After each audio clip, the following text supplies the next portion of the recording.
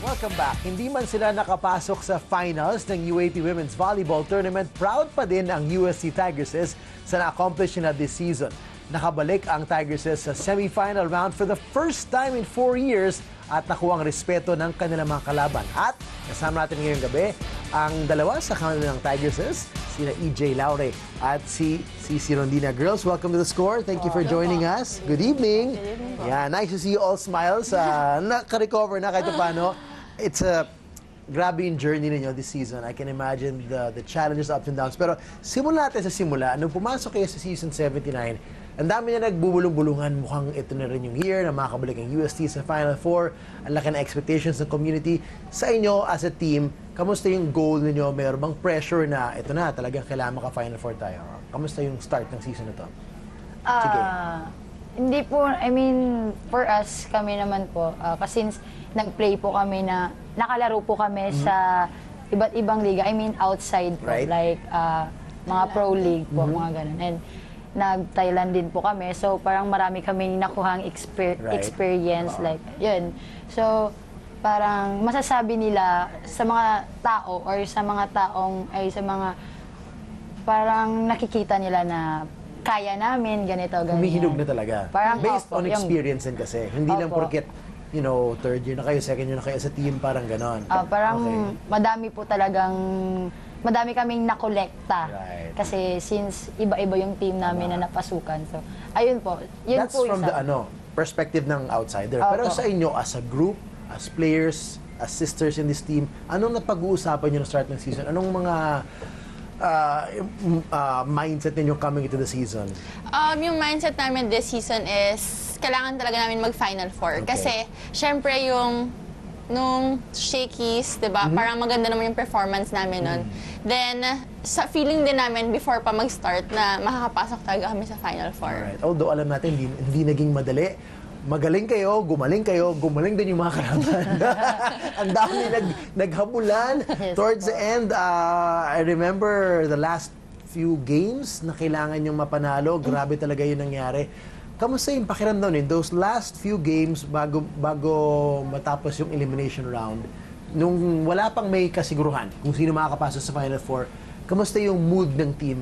May kumpiyansa ba? Mas may kaba? Mas may kumpiyansa? Kamusta yung mood ninyo nung time na yun?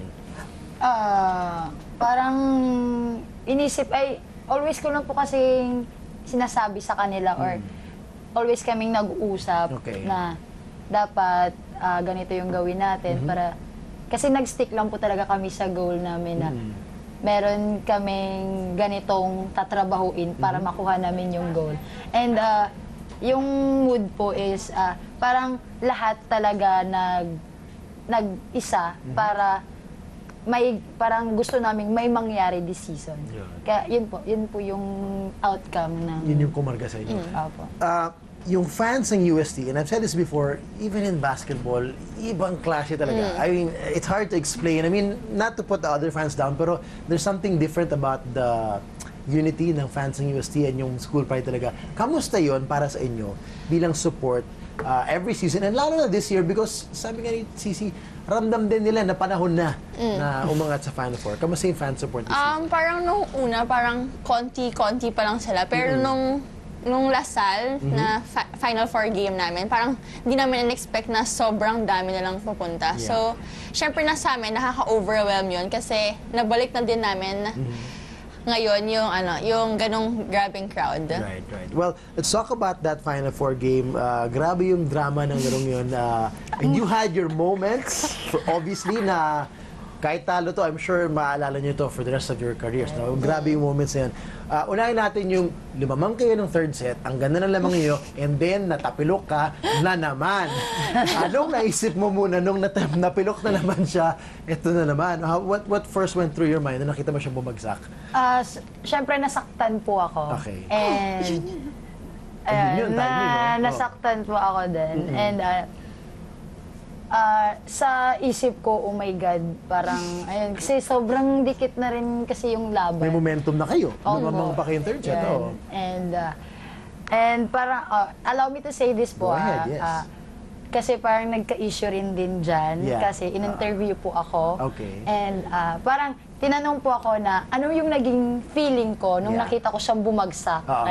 Yeah. Parang sinabi ko na parang pambata na attitude, which is my feeling lang naman Right. is parang gusto kong, I mean, parang pag nag-commit ng kasalanan yung isang bata, Okay. like gusto mong sugurin na mag-sorry ka, yun yung nasa isip ko po. At that Yun. moment. At that moment, na moment. nakita ko siya, oh my Oo. God, di ko na alam yung gumagano na ako. Kasi parang, oh my God, parang ko, again, sabi ko, Okay. pero wala, hindi naman totally nasusugurin ko talaga. Yes, Yun yes. yung tumatakbo po sa isip ko. Initial And- instinct lang, kumbaga. Tao ka lang. Tapos sabi ko po, allow me to say sorry po sa lahat ng mga I mean, Yan. sa mga fans ng De La Salle po, allow me to say sorry po kung na-misinterpret nyo man po. And never ko pong gagawin yon Yan. kay KD. And sorry din sa kay Kiana kasi baka bad rin po yung Yan. dating sa kanya. Well- And ayun, sorry sa lahat kung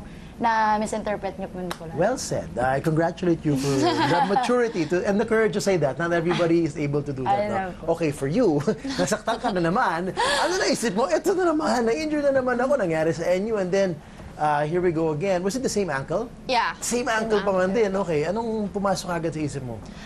Nung pagbagsak ko po kasi parang finil ko agad kung gaano kasakit. Tapos parang nung na-feel ko na mas masakit ito, parang Mas hindi masakit to. hindi ko kasi kayang tumayo agad Okay, na kaya nung NU. So, parang ewan ko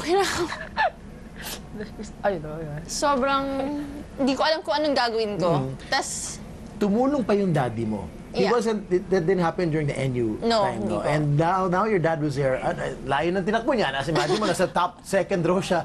Anong nakatulong ba yun? Kahit pa paano si dad mo yun? Alam ko siya nag-tape sa'yo. Yeah. So what was that moment like na si daddy mo pa nakatulong sa'yo? parang kasi binuboost na yung confidence ko na kaya ko bumalik. At saka sinabihan niya rin ako na parang wag daw isipin yung injured ko na parang gawin ko daw yung laro ko pa din na i-push ko pa rin yung sarili ko. Wow, what a moment, what a moment. And so, nawala siya ng ilang points, nakahabol, lamang kayo, 7-3, momentum was there, nakahabol, pero nung nakita mo siyang, well, first of all, nabasa ko to, sabi mo, sure kang babalik siya. Opo.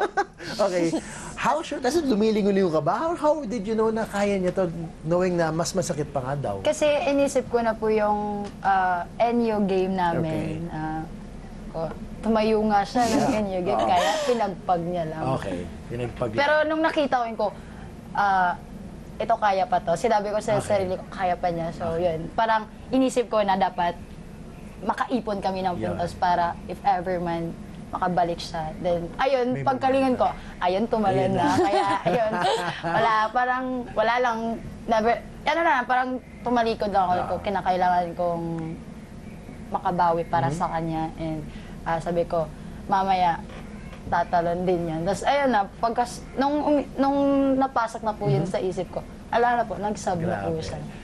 That set that you won, marami nagsasabi na kahit talo kayo, it gives character to your whole season. Yung drama na pinagdaanan niyo, yung hirap at yung tagumpay na nakabalik kayo sa Final Four. Para sa inyo, anong meaning nung yung panalo ng set na yun? I know you lost the game, you wanted to win the finals, pero with everything that happened in that, 20-30 minutes, di ba?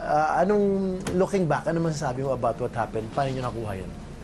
Para sa akin, we tried our best, pero ewan ko, we fell short sa previous na sets. So, ewan ko. Ako naman is since hindi pa nag-start yung season ko, may goal na talaga kami, which Yeah. is makapasok sa Final Four. Right. And parang for me, kahit hindi man kami umabot sa finals, we're satisfied Yeah. sa mga tinrabaho namin. Parang yes, parang yung gusto mong mangyari sa team is parang dumating. So, ayun, parang maganda lang sa feeling kasi part ka or may ginawa ka para umabot yung And I team sa think ganun. more than that, you got everybody's respect. Oo naman All po. the other teams, all the other fans, you got the respect. So all the more excited kami na bumuli kayo next year. I know may mag-graduate, like si Ate Pam ninyo, graduate and a few others, but The two of you are there, so everyone's excited for the momentum, the things you've learned, the maturity, better health. So again, congratulations. Thank you for a wonderful season watching you guys. Walang kupas ang inyong energy all the time, and we can't wait to see you back in season 80. So maraming salamat. Thank you And we'll see you po. again next time. Salamat, salamat. Thank you. Hi guys, keep watching The Score for the latest sports updates and don't forget to subscribe to the ABS-CBN Sports in Action YouTube channel.